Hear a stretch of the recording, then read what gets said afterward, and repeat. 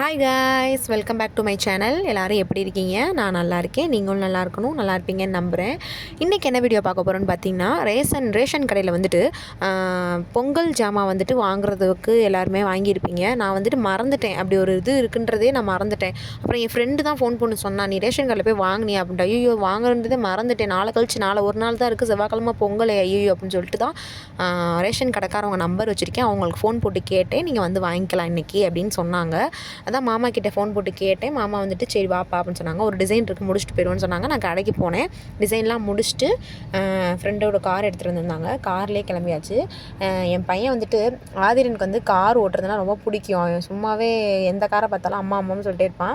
அவனுக்கு வந்து கார் அவங்க அப்பா மடியில் உட்காந்து கார் அழகாக ஓட்டினா. அதான் ஆம்பளை பையன்றது கரெக்டாக இருக்குது. பொம்பளை பிள்ளையாக இருந்தால் இந்த மாதிரிலாம் பண்ணாதுங்க. அமைதியாக உட்காந்து வேடிக்கை பார்ப்பாங்க, ஏதாச்சும் விளாண்டுட்டு இருப்பாங்க. அதான் ஆம்பளை பையன்றது கரெக்டாக இருக்குது பாருங்களேன். அழகாக ஓட்டினா ரொம்ப பிடிச்சிருந்துச்சி. எங்களுக்கு அதை பார்த்ததில் ரொம்ப ஹாப்பி. அதுக்கப்புறம் வந்துட்டு ரேஷன் கடைக்கு போயிட்டு ரேஷனில் என்ன கொடுத்தாங்கன்னு பார்த்திங்கன்னா, அரிசி, சீனி, கரும்பு கொடுத்தாங்க. உங்கள் ரேஷனில் என்ன கொடுத்தாங்கன்றதை எனக்கு கமெண்ட்டில் சொல்லுங்கள். இதுதான் ரேஷனில் கொடுப்பாங்களா இல்லை வேறு எதுவும் கொடுப்பாங்களா அப்படின்னு எனக்கு தெரில.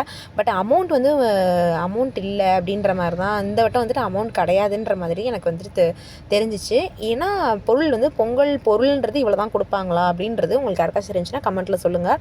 எனக்கு வந்துட்டு அரிசி, சீனி கொடுத்தாங்க, கரும்பு கொடுத்தாங்க, அவ்வளோதான் கைஸ். அதுக்கப்புறம் வந்துட்டு நாங்கள் ரேஷன் கடையில் வாங்கிட்டு நாங்கள் பானிபூரி சாப்பிட போனோம்.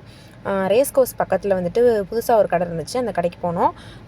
பானிபூரியும் மசால் பொரியும் ரசப்பொரியும் நான் சாப்பிட்டேன். மாமா வந்துட்டு சூப் குடித்தாங்க, நண்டு சூப் குடித்தாங்க. அவங்க மலைக்கு போயிட்டு வந்ததுலேருந்து எதுவுமே சாப்பிடவே இல்லை நான்வெஜ், அதனால் நண்டு சூப் கொடுத்தாங்க. நான் விரதம்ன்றனால நான் எதுவும் நான்வெஜ் சாப்பிடல. தம்பிக்கு சூப்பு கொடுத்தோம்.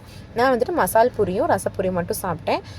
காளான் சூப் கொஞ்சம் வாங்கி குடித்தேன். காளான் சூப் இது வரைக்கும் நான் குடிச்சிருக்கேன், பட் இங்கே எப்படி இருக்குன்னு தெரில, டேஸ்ட் பார்க்கறதுக்காக வாங்கி சாப்பிட்டேன். இந்த வீடியோ உங்களுக்கு பிடிச்சிருந்துச்சுன்னா ஒரு லைக் பண்ணிவிட்டு கமெண்ட் பண்ணுங்கள். ஃபஸ்ட் டைம் பார்க்குறீங்கன்னா சப்ஸ்கிரைப் பண்ணிடுங்க. தேங்க்யூ.